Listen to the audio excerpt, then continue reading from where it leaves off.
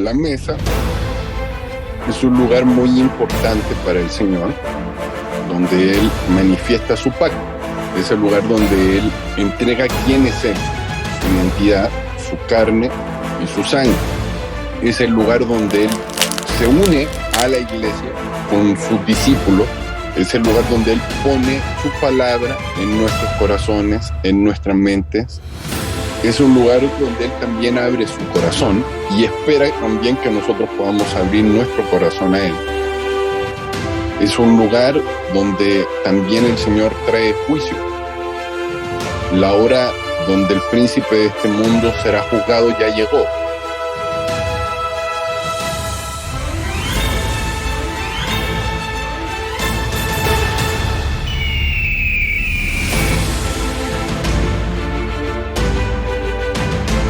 Tú a la mesa no vienes solo, vienes en hermandad. Es un lugar donde Él empieza a traer una nueva revelación en su sangre. Porque Él dice, yo hago nuevas todas las cosas.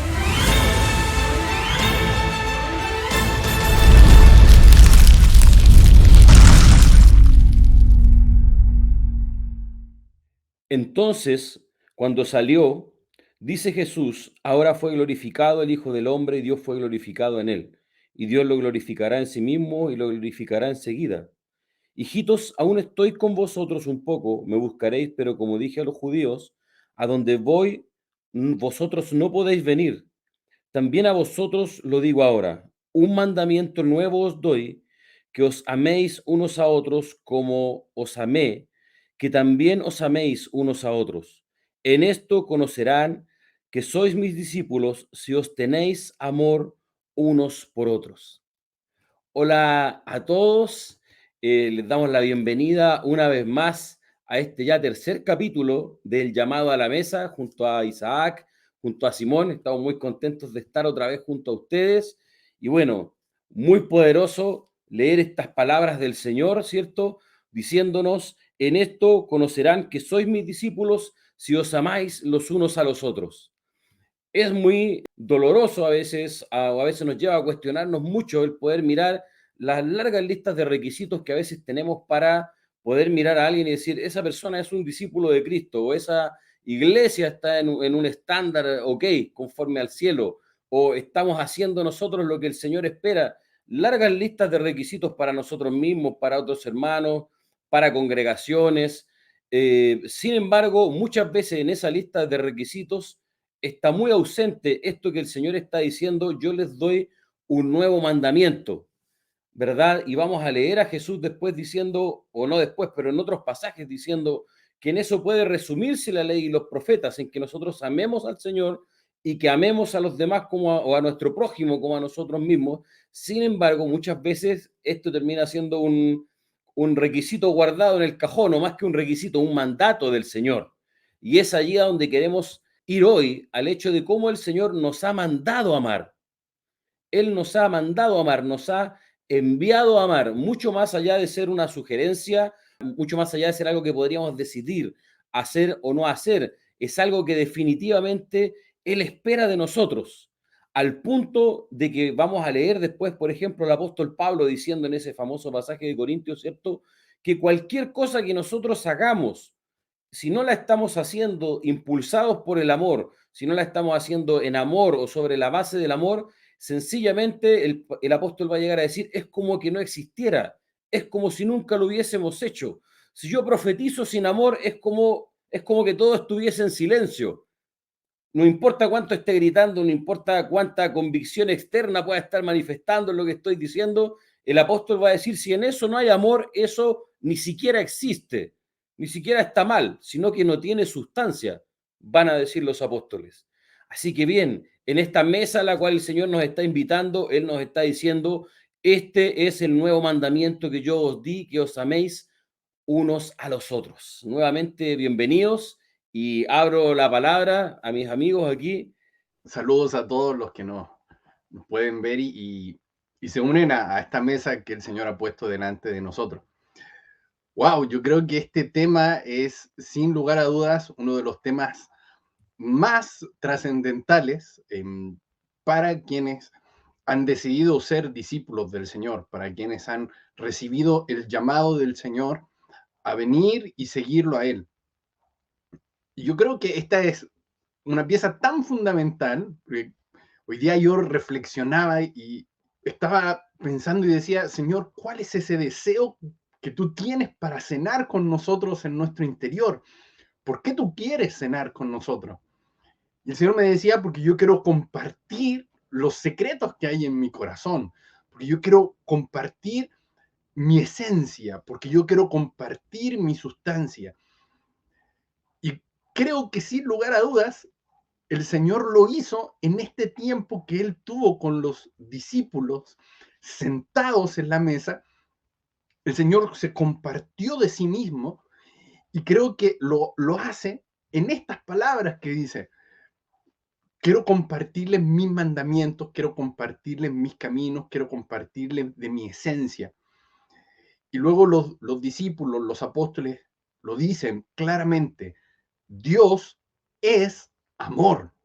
Entonces, cuando el Señor habla del amor, cuando da este mandato de amarnos los unos a los otros, Él literalmente está entregando de su esencia, Él está entregando de su sustancia, Él está entregando algo que es muy especial para Él porque Él está hablando de sí mismo, está hablando de esos caminos que Él preparó antes de la fundación del mundo para que nosotros pudiéramos caminar en ellos. Entonces, y Pablo lo dice más adelante, dice que nosotros fuimos predestinados para caminar en buenas obras. ¿Y cuáles son estas buenas obras sino el caminar en amor? Y no se trata, cuando uno dice caminar en buenas obras, no quiere decir hacer acciones buenas, acciones lindas, acciones simpáticas. No, es algo mucho más profundo. Tiene que ver con caminar en el amor, como bien decías tú, Hernán, que todo lo que hagamos tenga esa esencia de amor. Entonces, para mí esto es clave. O sea, cuando el Señor se sienta con los discípulos y les comparte acerca del amor, está entregando de sí mismo. Y qué privilegio y qué tremendo es esto. Creo que a mí no me deja de asombrar. Sí, sí, yo creo que el punto del amor es profundo, digamos, como para, obviamente, seguramente no vamos a tener en este tiempo como para entrarle a toda la profundidad que eso puede implicar. Yo quiero mencionar dos aspectos que referente a todo esto creo que son importantes. Y el primero tiene que ver con este cambio del Dios que aparece en el Antiguo Pacto y el Dios que se revela en Cristo, o sea, el Padre en este caso que se revela en Cristo. Creo que ese cambio es fundamental porque este mandamiento nuevo que dice el Señor, este mandamiento nuevo que les doy, es porque en el Antiguo Pacto no se ve un mandamiento de simplemente israelitas, ámense entre ustedes, por ejemplo, sino que solo se ve el mandamiento amen a Dios. Entonces, y creo que el punto aquí, para poder entender por qué el amor empieza a ser tan importante luego de que Cristo viene, y antes no era tan nombrado, digamos, no de forma tan explícita por lo menos, porque vamos a encontrar que después los apóstoles, como bien lo decía Hernán, van a llegar a decir que sin amor todo lo demás no tiene utilidad, no tiene sentido. La importancia, creo yo, y creo que aquí los hermanos a lo mejor van a poder estar de acuerdo porque estoy haciendo un resumen súper súper superficial, pero tratando de ser lo más claro posible. La importancia tiene que ver con que antes de Cristo todos nosotros como humanidad estábamos en un lugar de ira y Dios era un Dios indignado con nosotros. Era un Dios que estaba molesto con la humanidad. Era un Dios que solo podía ver a la humanidad desde los ojos de la ley y de esos ojos de la ley, la humanidad todo el tiempo estaba traicionándolo, todo el tiempo estaba de fracaso en fracaso. Ahora, no es que ahora somos una mejor humanidad, sino que la diferencia es que Cristo viene a hacer que nosotros ya no estemos en el lugar de la ira, ya no estemos en la posición de la ira, de tener que recibir la ira por este Dios que es 100% justo y que no retrocede ni un milímetro en su justicia. Entonces creo que este punto es importante porque si no, no se puede entender la importancia del amor. Y es que Dios no nos podía dar su amor, digamos así, completamente, mientras estuviésemos en el lugar de la ira. En el lugar de la ira solo nos podía dar su indignación, su enojo, su molestia por lo traicionero que éramos. Éramos el pródigo que se fue. Entonces el padre no sale corriendo a buscarlo, lo deja y el pródigo come con los chanchos, bueno, y toda la historia que nosotros conocemos. Y entonces Jesucristo es el que hace que el Hijo vuelva en sí. Jesucristo es el que se encarna, lo voy a poner en estos términos, es el que se encarna, se vuelve el pródigo para el momento donde vuelve en sí, es el que hace retornar al pródigo, es el pródigo que vuelve en sí y regresa. Jesucristo toma ese lugar para poder venir.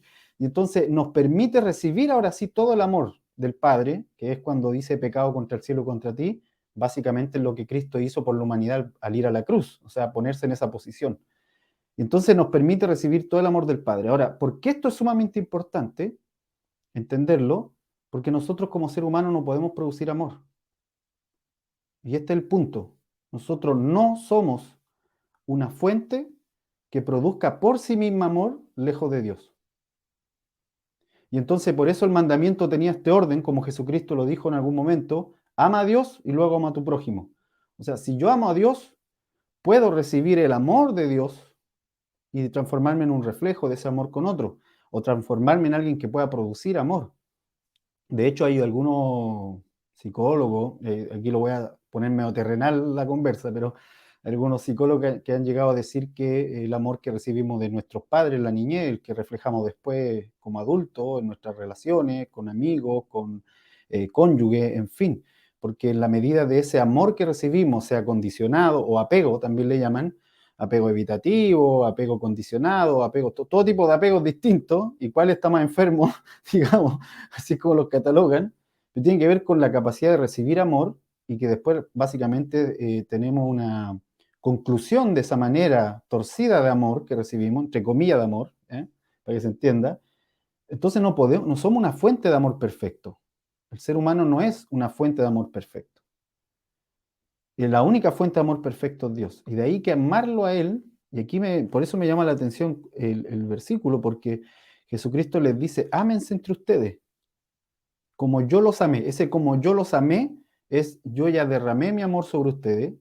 Es como el bebé que aprende de su papá un amor tan profundo que ese bebé cuando crece, un amor sano, él puede también dar un amor sano, porque aprendió un amor sano. Pero en este caso es un amor perfecto, en el caso de Dios. Entonces creo que esos dos puntos son importantes. Primero, comprender que estamos en otra posición gracias a Jesucristo. O sea, eso entenderlo es crucial, porque tiene que ver con la entrada al reino. Y segundo, que en esa posición distinta, el amor de Dios ha sido derramado sobre nuestros corazones. O sea, estamos aptos para recibir todo ese amor, estamos listos para recibir todo ese amor que necesitamos. Obviamente no lo logramos captar todo de golpe, es todo un proceso en nuestra vida.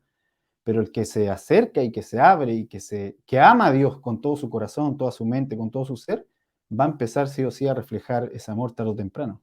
Estaba pensando en algunos de los aspectos que estaban tocando y me llama mucho la atención el hecho de la relación del amor con el entregarse, con el transformarse en una ofrenda, que fue lo que hizo el Señor. Y a propósito de eso, un pasaje por acá que dice, es Pablo, Romanos 12, dice, por tanto, por el amor entrañable de Dios les pido, hermanos, preséntense a ustedes mismos como ofrenda viva, santa y agradable a Dios.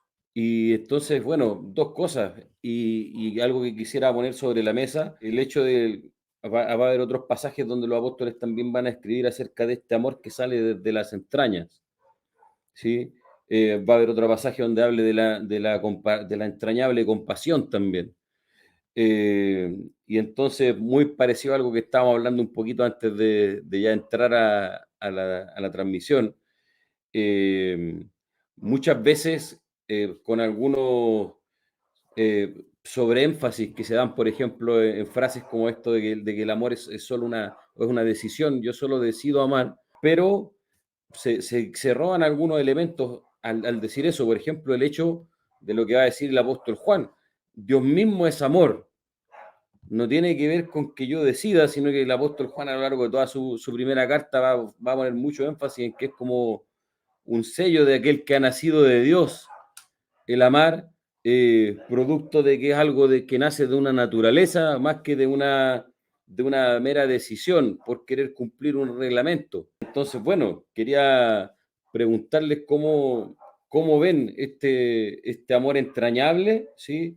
Y que lleva a poder presentarse, como dice el apóstol, como una ofrenda viva a causa de ese amor entrañable. Creo que es muy importante poder entender que el Señor, primero que todo, es el que nos ama, como bien decía Simón.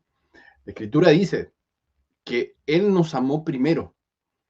Por causa de ese amor, nosotros podemos venir a Él. Y Él fue el primero el que da de sí mismo para nosotros. Entonces, muchas veces uno dice, la verdad es que yo no sé cómo amar al Señor. Y el primero que nos enseña a amar es Cristo, es Él. O sea, el Padre se da como ejemplo y Él se da como ejemplo y dice, ámense así como yo los he amado. Por eso Juan dice que todo aquel que conoce al Señor, entonces camina en luz, y si camina en luz, tiene comunión con los hermanos. Pero si alguien dice que camina en luz y aborrece a su hermano, el tal es un mentiroso y no ha conocido a Dios. Entonces, este es el punto. Nosotros recibimos el amor del Señor, su amor trae luz sobre nosotros, nosotros vemos ese amor y por consiguiente somos transformados y esa transformación produce en nosotros que nosotros amemos. ¿Por qué? Porque nadie que no conoce al Señor puede quedar sin esa transformación que viene por obra de la exposición a su gran amor. O sea, su gran amor, su inmenso amor nos lleva a amar. Eso es una consecuencia. O sea, yo amo a los demás porque conozco primero al Señor. Si yo no amo a los demás, es porque necesito conocer al Señor. Y esta es la vida eterna, que te conozcan a ti. No hay forma de poder engendrar vida sin amor. El amor engendra vida. El amor es una dimensión que produce vida. Por eso el sacrificio de Jesús es tan tremendo, porque como es la esencia del amor, como estaba lleno de amor, cuando Él muere, cuando Él se sacrifica a sí mismo, entonces su amor produjo vida. Lo mismo espera el Señor de nosotros, lo mismo el Señor nos llama a caminar en ese mismo amor, para que en la medida que vayamos en ese amor, vayamos produciendo vida sin importar lo que hagamos o dejemos de hacer. El tema es hacerlo en el amor. Creo que es muy importante entender esto. Estaba pensando conectando con lo que decía Simón al principio respecto de este lugar de ira en el que estábamos y cómo me parece que el mismo Señor que va a decir que aquel que mucho se le perdona, mucho ama, y entonces cómo otra lectura, quizás no es la lectura más directa de ese pasaje, pero sea el hecho de darse cuenta de que uno puede ir creciendo en amor en la medida de que uno se va dando cuenta cuánto fue perdonado, ¿sí?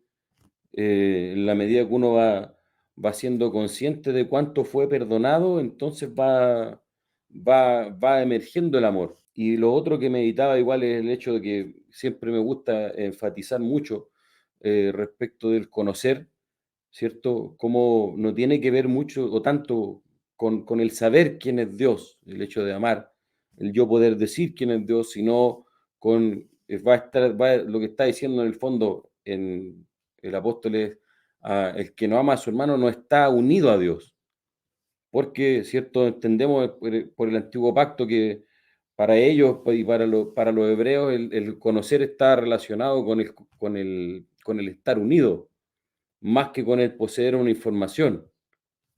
Entonces, como Dios, básicamente no es como Él no sabe quién es Dios porque no sabe cómo tiene que actuar, sino que eso es hasta cierto punto es súper platónico, por ejemplo, porque Platón pensaba que la gente era mala porque no sabía lo que era bueno. Sin embargo, creo que esto es más profundo y tiene que ver con nuestra sustancia, con nuestra naturaleza.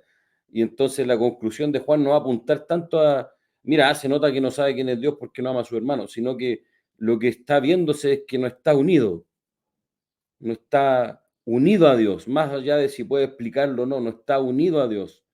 Y pienso, volviendo al punto anterior, que nuestra unidad con el Señor se va profundizando muchas veces en la medida que vamos entendiendo cuánto Él nos ha perdonado, incluso quizás siendo conscientes de nuestra necesidad de Él, de cuán lejos nosotros estábamos, de cuánto Él se extendió para atraernos.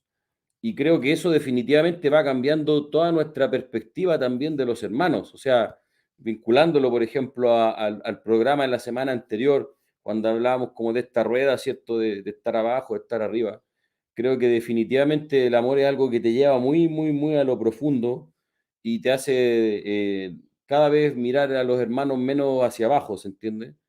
Independiente de quiénes sean, de cómo sean, de si son nuevos, de si son antiguos. Porque voy sintiéndome, y uso esa palabra, más allá del saber, por ese amor entrañable del que estaba hablando antes, voy sintiéndome tan profundamente perdonado y entendiendo que solo estoy experimentando su gracia, me hace también, no sé, mirar distinto a los hermanos. Quiero destacar Juan 15, de hecho, los capítulos 13, 14, 15 y 16 de Juan, todo el contexto es el Señor en la cena hablándole a sus discípulos. Y hay algo muy importante que dice Juan 15, que es precisamente lo que tú dices, Hernán.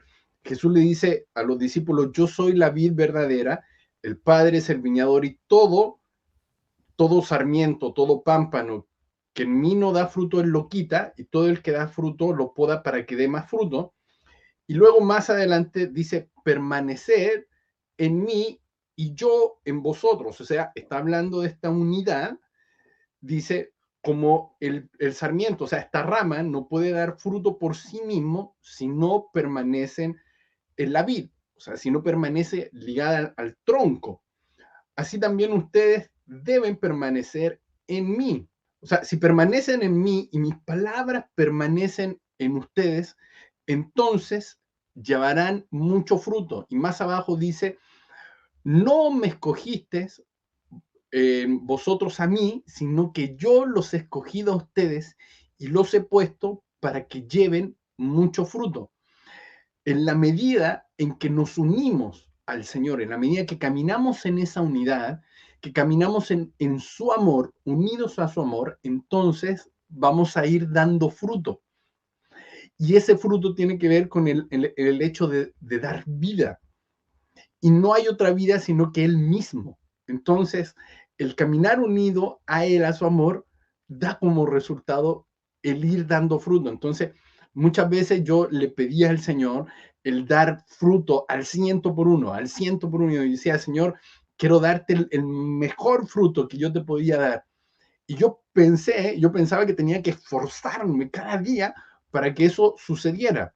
De que el Señor me dijo, no te esfuerces en dar fruto, concéntrate en caminar unido a mí, porque en la medida que tú te unes a mí, en la medida que tú estás unido a mi amor, tú no te vas a dar cuenta cómo vas a empezar a dar fruto, ¿no? Porque es la consecuencia de estar unido a Él es la vida.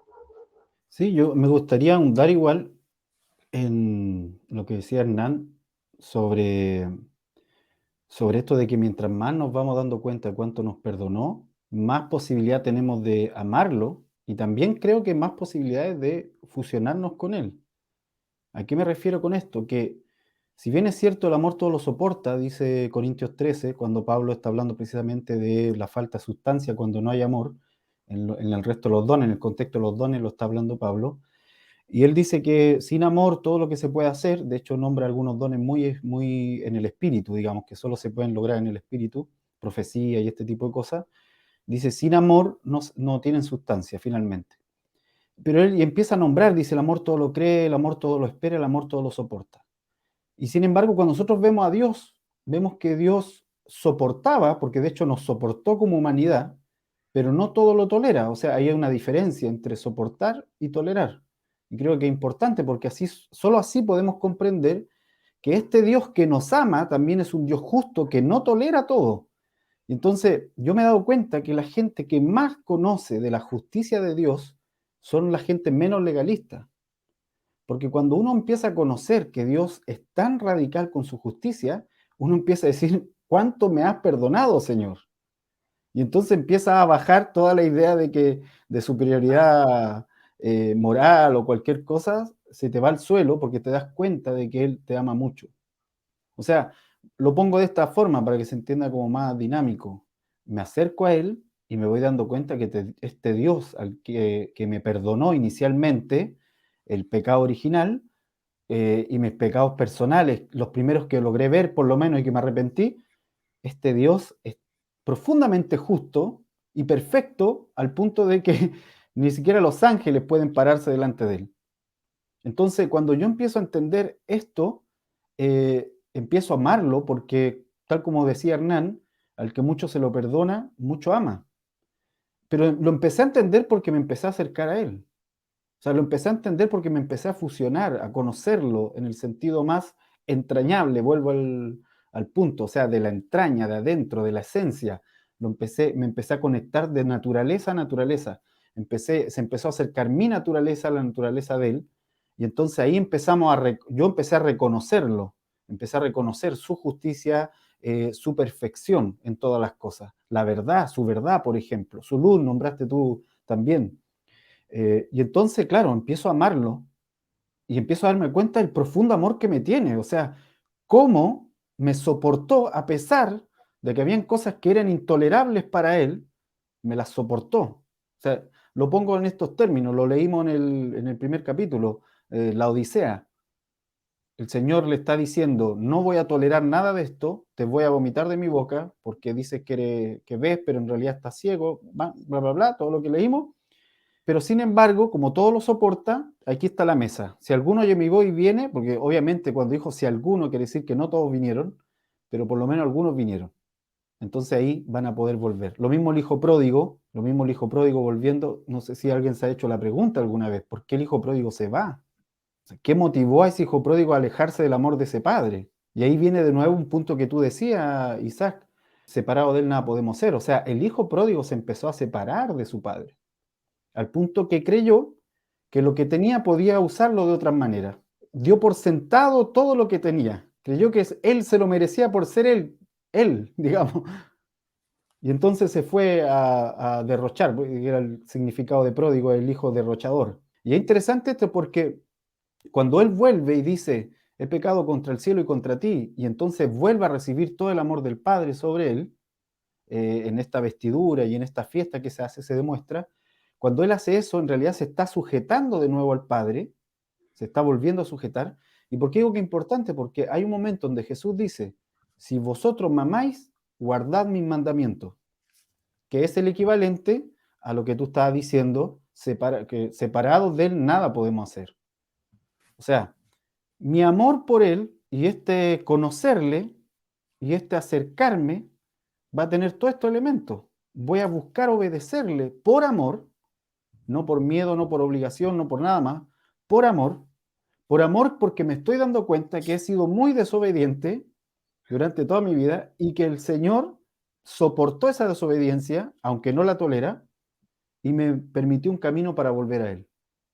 Entonces, en la medida en que recibo ese amor, como dice también, como dice la Escritura, el amor de Dios ha sido derramado sobre nuestros corazones. O sea, Él ya derramó todo su amor, ya lo demostró. Estaba meditando mientras escuchaba, ¿cierto? Esto que estábamos diciendo de esta relación del amor con el perdón. Ah, y, y el hecho de dos cosas. Lo primero es resaltar, ¿cierto? El lenguaje plural que siempre Jesús y los apóstoles tienen para hablarnos, ¿verdad? Nunca o muy rara vez uno va a leer una hablándote a ti directamente, o sea, como tú tienes que saber que Dios te ha amado o algo así, sino que siempre es un nos. Si tú conoces que Él te ama, no conoces que Él te ama a ti, tú conoces que Él nos ha amado. Nunca es un conocimiento individual. Sumado a eso, estaba meditando igual como quizás una forma en la cual nosotros podemos buscar crecer en amor, quizás no sé qué piensan, pero lo voy a decir, y es el hecho de que el Señor Jesús es muy enfático en que si nosotros no perdonamos a los hombres sus ofensas o en otras a secas, si no perdonamos nomás, dice, por ejemplo, en Lucas parece, tampoco vamos nosotros a ser perdonados. Entonces, es súper interesante eso porque, claro, si nosotros damos ese primer, es como que el perdonar nos comenzara, el perdonar y no dice, perdónate a ti mismo, por ejemplo, cosas así, no, sino que si tú perdonas a los demás, si tú empiezas a pasar por alto, si tú empiezas a soportar, entonces es como que eso te va a empezar ahí estoy poniendo palabras mías, ¿cierto? Eso te va a empezar a acercar al amor de Dios. De partida porque entonces va a empezar a recibir perdón. Y eso creo que es algo muy heavy igual para hablar en medio de esta mesa. El hecho de que uno, lamentablemente, y pese a que es una costumbre nuestra, yo mismo lo hago, cada vez que nosotros le vamos a pedir perdón al Señor, debemos asegurarnos de que primero nosotros, al menos en los últimos días, semanas, meses o quizás años también, hemos estado viviendo en esa actitud y actividad y acción de perdonar, porque si no, Jesús es bien enfático en que es muy probable que nuestra oración solo sea un sonido nomás. Pero a diferencia de otras cosas en que Jesús dice, pedid y se os dará, por ejemplo, en el caso del perdón es muy heavy porque Jesús lo supedita que nosotros hayamos perdonado primero. Hace algunas semanas que me llama mucho la atención, ya que me puse a hablar del perdón, este pasaje cuando Jesús sopla el espíritu de los apóstoles y les da autoridad a ellos para poder perdonar los pecados. Y entonces, aún antes, Jesús les dice, por ejemplo, a ellos que ellos en un futuro, algunos de ellos van a juzgar, por ejemplo, a las tribus de Israel, o el apóstol Pablo va a decir, ustedes van a juzgar a los ángeles, algunos de ustedes. Pero antes de la autoridad para juzgar cualquier cosa, Jesús le provee a sus discípulos la autoridad para perdonar. Y es Sí, interesante porque Jesús está diciendo que hay una autoridad en el perdonar. Él da autoridad para perdonar un poquito, pero también cuando yo perdono, es que estoy conectándome a Dios mismo, pienso, cuando yo estoy haciendo eso. Entonces, claro, está la autoridad apostólica de la iglesia, ¿cierto? De poder remitir los pecados y todo eso. Pero me llama mucho la atención porque siempre hay un énfasis muy fuerte en la autoridad para juzgar, tanto para juzgar al mundo como para juzgar a los ángeles, como para juzgar asuntos entre los hermanos.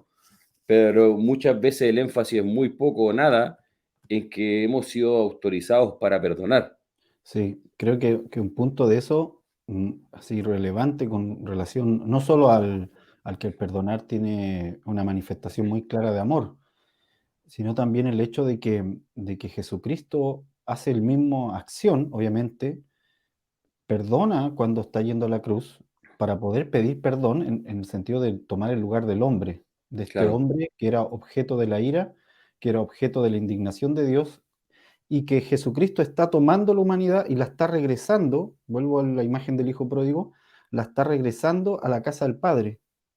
Y entonces para poder hacer eso, él tiene que cumplir obviamente con esto de si voy a ir a pedir perdón, que él lo enseña, tengo que perdonar. Y Jesucristo en el camino al Calvario los perdona a todos los que le están infligiendo horribles dolores, los perdona a todos, incluyéndonos a nosotros, y aparte, y luego se presenta como humanidad para pedir perdón. Ahora, esto es interesante porque la demostración de amor nuestra para con Dios, la de Dios ya la demostró, digamos, que es perdonarnos, pero la demostración nuestra para con Él es obedecerle. Ahí es donde demostramos si le amamos o no. Cuando Jesús, vuelvo a reiterar, dice, si me aman, guarden mis mandamientos. O sea, básicamente el que me ama, me obedece. Y no es una obediencia obligada, por eso es desde el amor. O sea, el que me ama, me obedece desde el amor. Le gusta claro. obedecerme, lo busca. No es una obediencia así, Mm, digamos así, perfecta, en el sentido de que no es una obediencia paranoica, no, es una obediencia sí, de amor. Entonces, ¿por qué esto es importante? Porque ese fue el problema de la humanidad por el cual salió del amor. Y para retornar al amor tenía que obedecer. O sea, ese era el punto. Salió del amor por la desobediencia y por la desobediencia y cayó en un lugar de ira.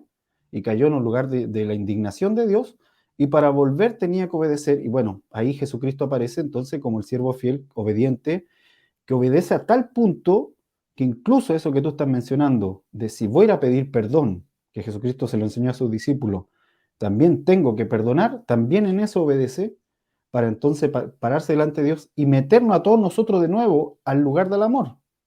Ahora, creo que esto lo estoy diciendo así como muy teórico, pero en la práctica es, a ver, no sé cómo explicarlo, cuando alguien no tiene amor, le cuesta sujetarse a otro.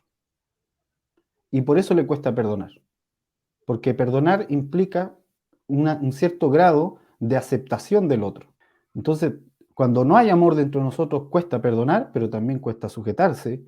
Y por eso viene el sujétense uno a otro, por eso los niños se sujetan a los padres, para aprender a amar se sujetan a los padres. No es tanto porque el papá necesite, digamos, a quién mandar. No, es básicamente porque así se aprende a amar, sujetándose uno a otro, aceptando al otro de alguna manera. Entonces, creo que eso es importante comprenderlo desde el plan del Señor y cómo entonces se grafica en mí mi amor hacia Él. Porque si algo que tiene el reino, que lo hace indivisible, que lo hace imposible de ser dividido, al reino de los cielos, que Jesucristo lo estableció en la cruz y por eso no pudieron quebrarle ni un hueso, es que todos los que estamos ahí estamos por amor. Nadie está en el reino obligado. Y cualquiera que en su corazón esté obligado, realmente no está. O sea, ese es el punto. Se finge que está. Cualquier religioso que está por una paranoia, no está en el reino. Está imaginando que está en algo. Pero los que están en el reino están por amor, están ahí porque aman. Ese fue el retorno al amor del Padre. Ese es el hijo pródigo que retorna. Retorna por amor, entra por amor, recibe ese amor, pero él también volvió por amor. Ese es el punto. Volvió a sujetarse porque se dio cuenta que había despreciado el amor que le habían dado. No sé si se acuerdan que él ve a los cerdos y dice, oye, si hasta los siervos de la casa de mi padre comen mejor, ¿se entiende? O sea, básicamente él dijo, la casa de mi padre había más amor que donde yo estoy. ¿Qué hago aquí? Entonces, básicamente eso no. Voy al punto de que este llamado a amarse uno a otro es que es el fundamento del reino. Por eso volvimos a él, para volver a entrar ese amor. Me parece muy importante lo que tú dices. Quiero destacar, el amor es voluntario, porque si no es voluntario no es amor.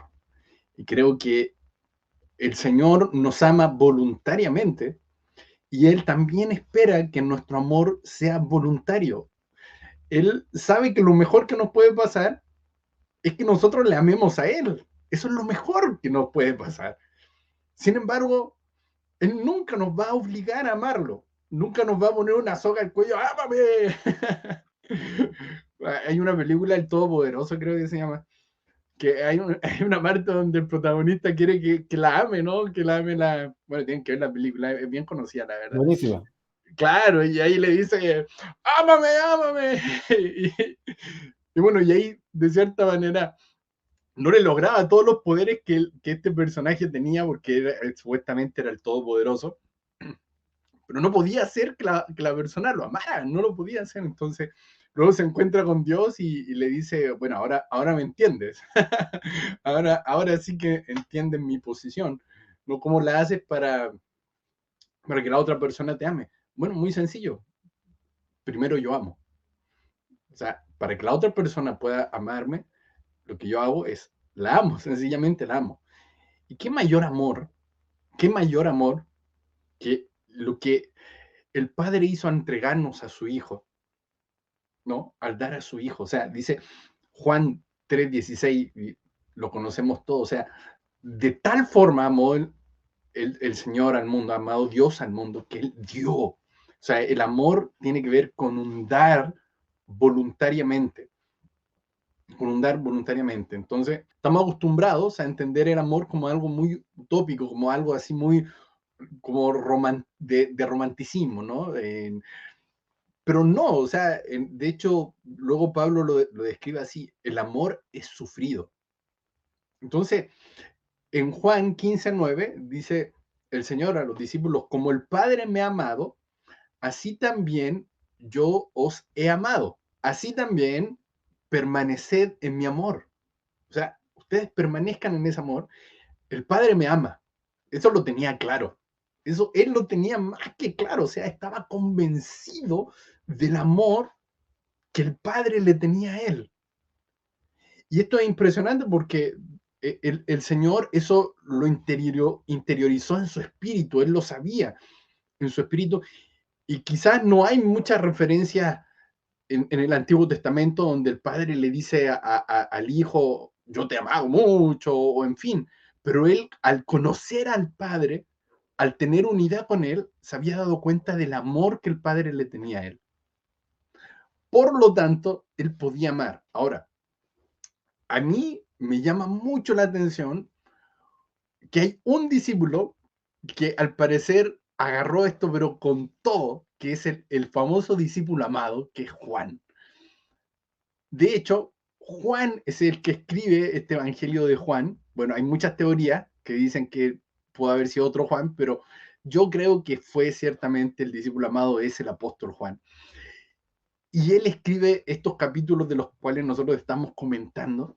Y se dice que en un momento Juan fue invitado a una ciudad a donde estaban los hermanos reunidos y todos estaban esperando que Juan dijera algo. De hecho, estaba mucha gente reunida ahí esperando el discurso de Juan, y Juan, muy anciano ya, se para, y todo en un silencio, así imagínense, en un silencio, esperando qué iba a decir el apóstol Juan que había estado ahí en el seno del maestro. Y él lo único que dice es, ámense los unos a los otros. Y algunos estaban esperando que cayera fuego del cielo, así porque era el apóstol Juan. Y él dice eso, pero él sabía muy bien lo que eso significaba porque él experimentó ese amor. Estoy seguro que los discípulos cuando escucharon esto, yo les he amado como el Padre me ha amado, habrán dicho, ¡uy, qué rico! Si lo hemos visto, habrán pensado en todas las veces que Jesús le hizo comida, y que Jesús les dio un buen consejo y todo eso. Pero no fue hasta que vieron, y el único que vio ese amor de cerca fue Juan, porque vio ese amor ahí haciéndose pedazos. Vio ese amor ahí encarnado en la cruz, ahí las llagas de Cristo abiertas, y Jesús le estaba diciendo, es por amor a ti que estoy aquí crucificado. Quizás no se lo dijo verbalmente, pero él sabía que cada gota de sangre que estaba siendo derramada ahí en ese momento era por amor. Entonces, eso a Juan lo trastornó.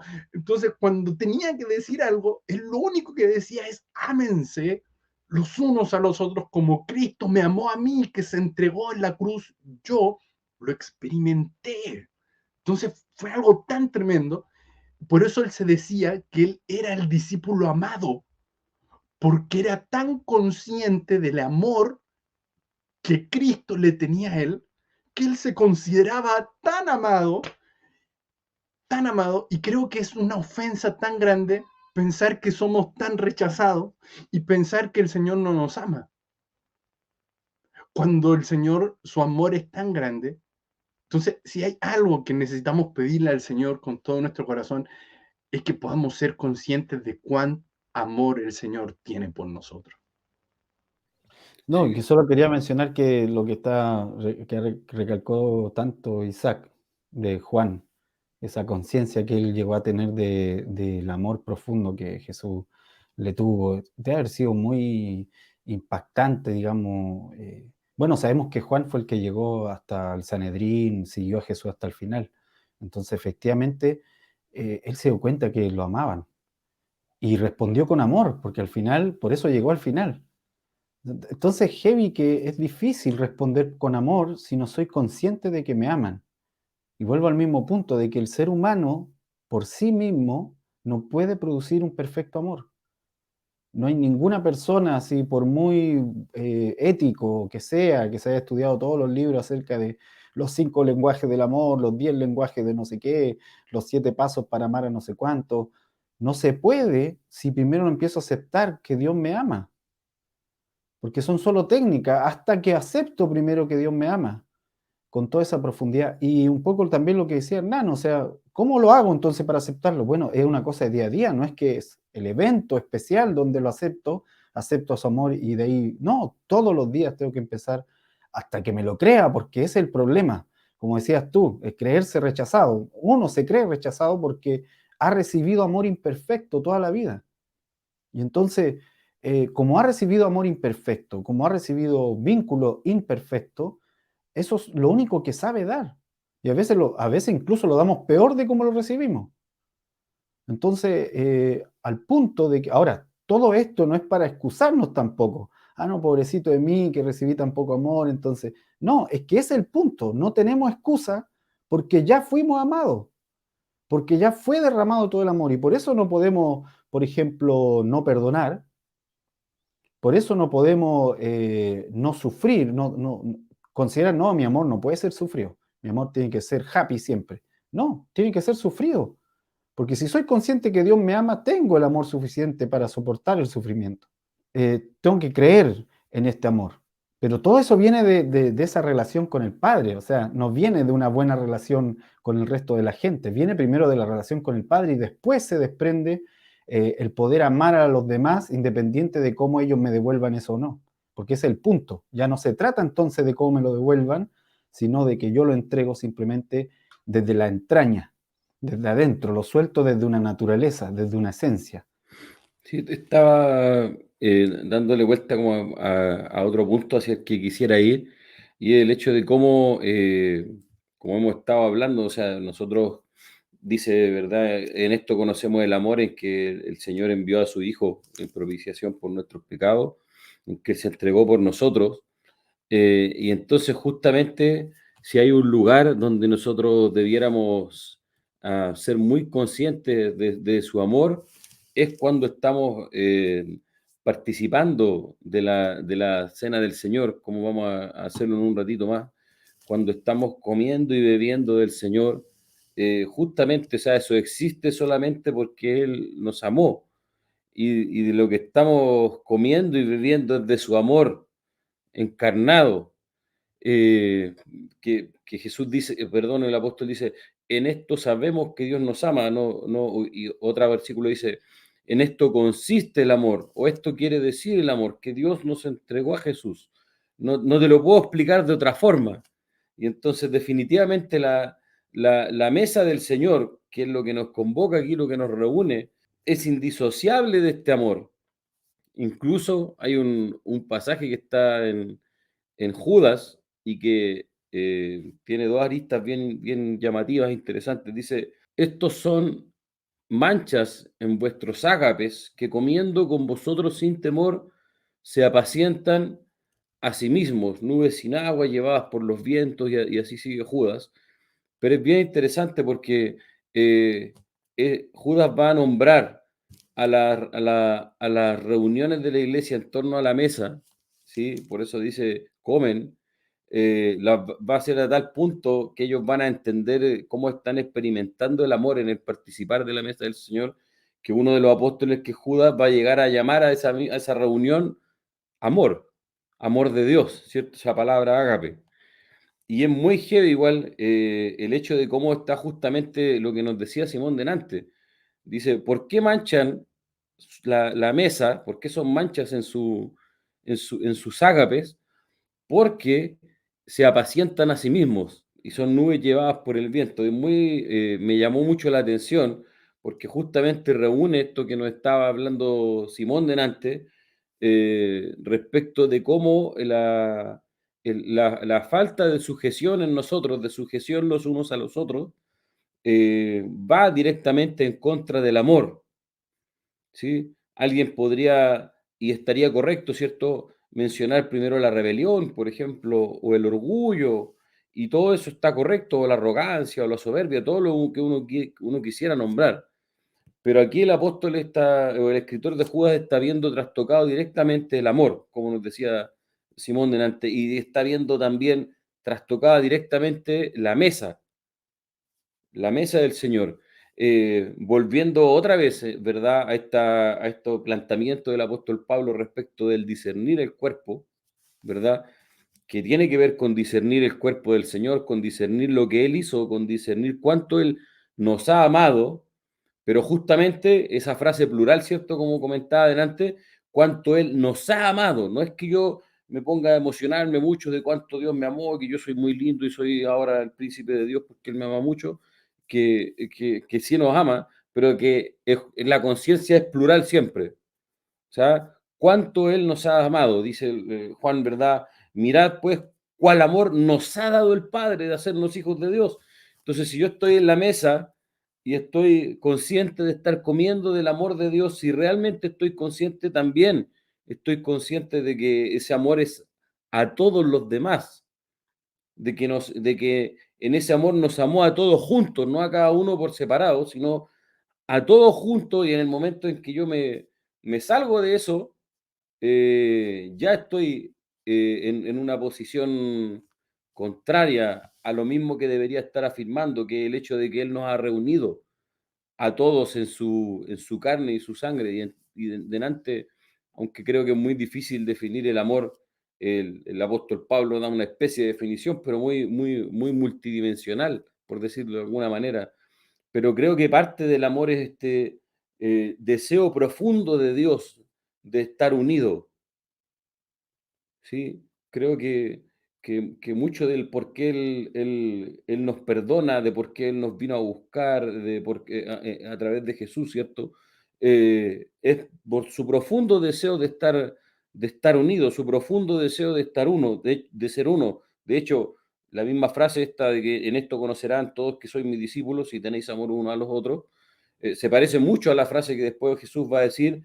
Que sean uno, Padre, como tú y yo somos uno, para que el mundo crea. Son muy parecidas las frases, ¿verdad? Porque el amor definitivamente tiene que ver con experimentar esa unidad. Ambas frases están en el mismo libro de Juan, o sea, Claro, recalcando un poco lo que dice también Isaac, que comentaba este impacto en Juan, de que él ya no puede pasar, no pasa por alto ninguna señal de amor, se da cuenta. O sea, porque es como cuando uno se quiere comprar un vehículo y dice, ah, esta marca quiero, y después lo ve en todas partes. Entonces, a Juan le pasa lo mismo. O sea, él logra ver las acciones de amor de Dios, las palabras que dijo acerca del amor, Juan las captó todas y las pone ahí, obviamente, las va a repetir después en el Evangelio, y van a ser importantes. Y creo que también interesante lo que tú mencionas sobre el libro de Judas, porque obviamente este Judas, el apóstol Judas, el del libro, seguramente se cree que es el hermano del Señor en la carne, con Santiago, eh, pero interesante porque el otro Judas, el Iscariote, va a ser la mancha en el ágape, digamos, en la cena. claro, tal Él va a cual. ser el que se apacentaba a sí mismo. Y vuelvo a la pregunta, ¿por qué el pródigo se fue? ¿Por qué el diablo se rebeló? ¿Por qué los ángeles de Génesis 6 se fueron del cielo? ¿Por qué prefirieron bajar su dignidad? Bueno, porque se apacentaron a sí mismos. Esa es la respuesta. Porque empezaron a menospreciar lo que se les dio, creyendo que podían tomar eso gratis y usarlo como bien les convenía. O sea, ese es el punto. Y es el punto también de la falta de amor, de apacentarse a sí mismo. Y esto es importante verlo porque cuando estamos en comunidad no se puede ver cuando yo estoy solo. Cuando estoy Claro, solo no tengo otra persona, digamos, que contrarreste. Pero cuando estoy en comunidad, y tal como tú lo dices, el amor es en un nosotros, en un nuestro Padre, es Padre de todos nosotros, entonces ahí empiezo a darme cuenta si, sí, parece que me quiero apacentar yo mismo. Espérate, que quedan, voy a ponerlo así, quedan 3 pedacitos de pan y yo, ¡fum!, me lanzo y agarro el mío antes que el resto coma, por ejemplo. O sea, pequeñas cosas en donde me doy cuenta que quiero apacentarme a mí mismo, en donde el egoísmo intrínseco de la caída del ser humano que todavía habita en el lugar que indigna a Dios, empieza a salir. Esa fue la actitud del hijo pródigo, esa es la actitud por la que el diablo cayó, esa es la actitud por la que los ángeles de Génesis 6 miraron y dijeron, oh, aquí hay mujeres, tomémoslas, y quisieron establecer una descendencia, cosa que no se les tenía permitido, porque eran eternos, o sea, ¿para qué necesitaban una descendencia? Pero ahí está el punto, apacentarse a sí mismo. Y esto es interesante porque pueden haber, y nos demuestra la cena del Señor, que pueden haber personas que son manchas en el ágape. Y ojalá nos arrepentamos si estamos siendo una mancha en la comunión y podamos volver. Por lo menos el hijo pródigo lo logró, pero ojalá nosotros también lo logremos si en algún momento nos autodescubrimos en esa acción o en esa forma, podamos retornar, porque de hecho algunos no lo hicieron. Por eso yo creo que no hay nada más que nos distancie más del amor que el orgullo, porque el orgullo y la altanería, la soberbia, netamente tiene que ver con mirarse a sí mismo. Sin embargo, el amor no mira lo suyo. Por eso para el Señor es tan terrible el orgullo. Por eso dice que Él está lejos del altivo de corazón. Sin embargo, Él está cercano al humilde, al quebrantado, al humillado de corazón. Entonces, me parece muy interesante. Yo tengo una invitación para hacerle a los hermanos que nos están viendo, a que hagan el siguiente ejercicio. Hay un salmo que es el salmo más largo de todos los salmos, que es el Salmo 119. Es un salmo donde habla David acerca de la ley del Señor, de los mandamientos del Señor. Entonces es muy interesante hacer este ejercicio. Yo les invito a que puedan leer este salmo 119 y luego lean este pasaje de Juan 15, donde dice Juan 15:12, este es mi mandamiento, que os améis los unos a los otros así como yo os he amado. Nadie tiene mayor amor que este, que uno que da la vida por sus amigos. Y cuando uno entiende que la ley del Señor, el mandamiento del Señor, una de las palabras que dice ahí en el Salmo 119, la suma de tus palabras es verdad, la suma de tus mandamientos es vida. Tu ley es vida. Aquí está la ley del Señor. El Señor les decía su mandamiento, su ley, su justicia. O sea, la ley viene para que nosotros, o el mandato del Señor viene para que nosotros podamos caminar en su justicia. ¿Y cuántas veces le hemos pedido al Señor, Señor, quiero caminar en tu justicia? Yo un montón de veces le he dicho al Señor, Señor, quiero ser justo, quiero caminar en tu justicia. Bueno, esta es la respuesta del Señor. O sea, caminar en justicia tiene todo que ver con caminar en amor, tiene todo que ver con caminar amándonos los unos a los otros.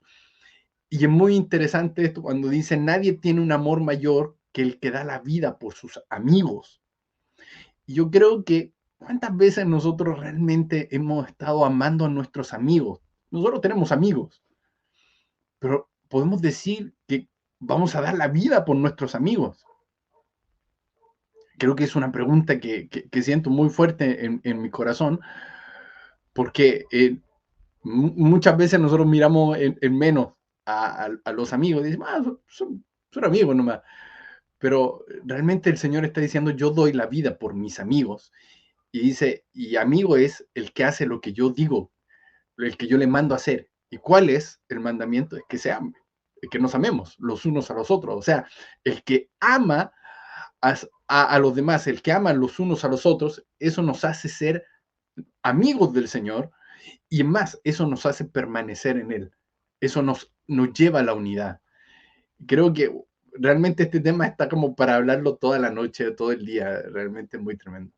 Bueno, quisiera invitarles a Isaac, a Simón y también a los amigos que nos están viendo, a los hermanos que nos están viendo tanto en la transmisión ahora como después, quienes vayan a ver, a poder tener un tiempo de comunión, de participar de la carne, de la sangre del Señor y poder orar juntos, ¿sí? Para ir concluyendo esto y poder pedir al Señor que ese amor, que como estuvimos diciendo de distintas maneras a lo largo de todo el programa, no podemos generarlo nosotros mismos, sino que fue derramado por el Señor sobre nosotros, que ese amor pueda ser avivado, refrescado por su carne y su sangre, pueda ser despertado, como leíamos, desde nuestras entrañas, que sea algo que no sea una mera acción externa. Voy a hacer esto porque ahí dice en el libro que hay que hacerlo, sino que puedan hacer desde la naturaleza del Padre en nosotros, que es el amor. Amén. ¿Sí? Padre, te damos tantas gracias por estar juntos, Señor, esta noche. Gracias, Señor, por poder estar juntos en ti, por estar juntos en el nombre, Señor, de Jesús. Gracias, Señor, porque tú te diste por nosotros, Señor. Gracias porque tú fuiste partido, fuiste molido por nosotros, Señor. Gracias porque ese es el mayor testimonio de amor, Señor. Padre, y hoy queremos juntos, Señor, experimentar por tu Espíritu, Señor, tu cruz frente a nosotros, Señor. Padre, que el resplandor, la brisa, Señor, aún, Señor, la oscuridad en torno a tu cruz, Señor, las distintas atmósferas de tu cruz, Señor, nos ministren, Señor, nos ministren en esta noche, Señor, nos impartan, Señor, de ese amor que no puede aprenderse leyendo un libro, que no puede aprenderse asistiendo a un curso, Señor. Señor, y que podamos, Señor, mientras comemos, Señor, de este pan que presentamos delante de ti, Señor, de este vino, Señor,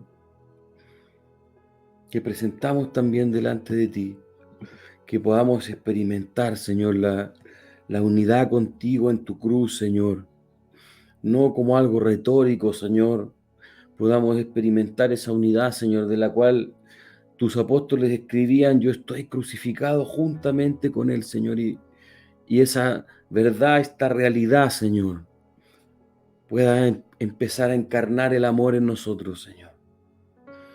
Que tú nos has amado, Señor, antes de la fundación del mundo, Señor. Amén.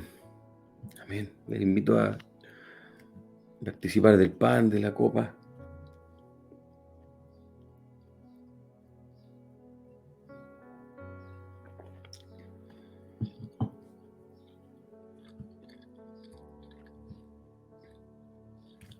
Tu luz, Señor, alumbre, Señor, nuestras tinieblas, Señor, los lugares oscuros en nosotros, Señor. La luz de tu amor nos despierte, Señor, este mandato, Señor, de amarnos los unos a los otros. Amén.